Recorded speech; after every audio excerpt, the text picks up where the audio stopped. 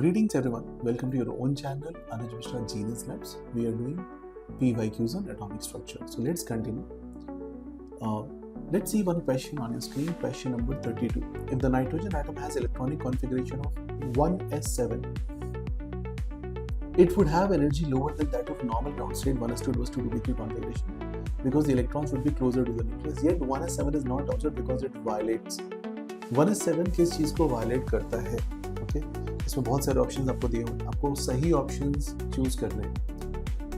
अब बताओ 1s में 7 इलेक्ट्रॉन अगर आप फिल कर रहे हो तो उसमें क्या प्रॉब्लम्स आएंगे, इसको जरा समझते हैं, थोड़ा प्रॉपर्ली समझने की कोशिश करते हैं। आपने क्वांटम नंबर पढ़ा होगा, right? No two electron within the same atom can have same values for all 4 quantum number is Pauli's exclusion principle. यानी कि किसी भी 2 इलेक्ट्रॉन के लिए सारी एनएलएमएस वैल्यू का सेम होना असंभव है, पॉसिबल नहीं है, right?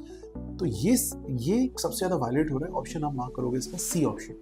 Next question number 33, the radius of which of the following orbit is same as that of the first Bohr orbit of hydrogen atom. Okay, hydrogen का फर्स्ट किससे मैच करेगा, right? Radius का formula होता है n²/z। तो आपने लिखा कि भाई n²/z की बात हम चल रही है, right?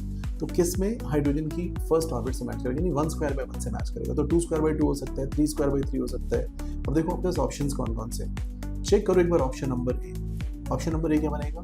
2²/2 but which is not equal to 1। Okay, 2²/4 चल सकता है मेरे को, 2²/4 के लिए दिख रहा है आपको। ये 3²/9 चल सकता है n²/z में, ताकि वैल्यू कट के 1 आ जाए। ऑप्शन डी चेक करिए, बेरिलियम +3। अगर आप n²/z सॉल्व करोगे तो n का वैल्यू कितना होगा?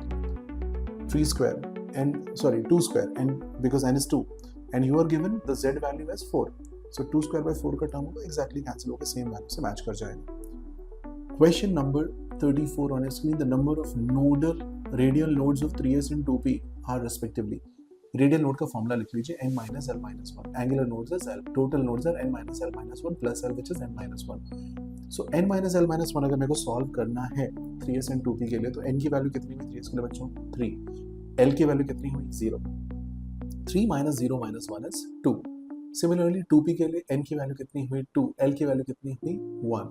So 2 - 1 - 1 is 0. तो आंसर सॉल्व कर लोगे, आंसर आ जाएगा option number A. Next question, given the abundance होती है कि नेचर में क्या प्रेजेंस है इसकी आइसोटोप। Fe54, Fe56, Fe57 तीन आइसोटोप गिवन है, 590 एंड 5%। एटॉमिक मास पूछा गया आपसे। देखो एटॉमिक मास एक एवरेज वैल्यू है जो सारी वैल्यूज को आप साथ लेके आओगे। सो 5% फर्स्ट का ले लो, 90% सेकंड का ले लो, 5% थर्ड का ले लो, टोटल वैल्यू को आप सम करोगे, आपको आंसर मिल जाएगा। Let's try doing it. So 54 into 0.05, 56 into 0.90 and 57 into 0.05. आप ऐड कर लो, जो आएगा आपको आंसर हो जाएगा। सॉल्व करने पे आंसर आएगा 55.95। सीधा सीधा क्वेश्चन है।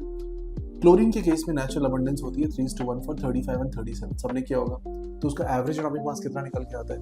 3 times 35 plus 1 times 37, that is 35.5। ये क्वेश्चन आपने पहले भी किए होंगे, राइट? ओके, कार्बन 12 के केस में कैसे करोगे? कार्बन 12 में डोमिनेटिंग कार्बन 12 है, बाकी सारे आइसोटोप बहुत कम अमाउंट में होते हैं, हेंस कार्बन 12 का एटॉमिक मास ऑलमोस्ट 12 के आसपास ही रहता है। इसीलिए उसको एक रेफरेंस लेते हैं एएमयूज के कॉन्सेप्ट के लिए। Is it okay? Is it comfortable? Any difficult in this part? So that's it for this particular video. Thank you so much for watching, liking and subscribing. Keep watching for more.